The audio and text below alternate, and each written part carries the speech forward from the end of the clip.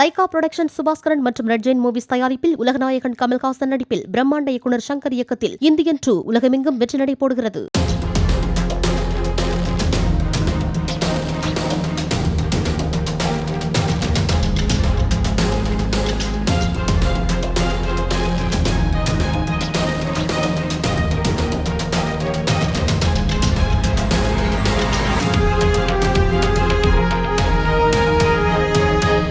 பழனி அருகே சாலையில் சென்று கொண்டிருந்த கல்லூரி மாணவியை தெருநாய் ஒன்று கடித்து குதறும் காட்சி அப்பகுதியிலிருந்து சிசிடிவியில் பதிவாகியுள்ளது.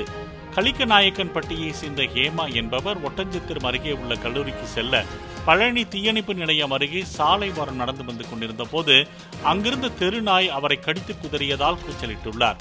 அதனை கண்டு எதிரே இருந்த தீயணைப்பு வீரர்கள் மாணவியை மீட்டு மருத்துவமனையில் அனுமதித்ததாக கூறப்படுகிறது.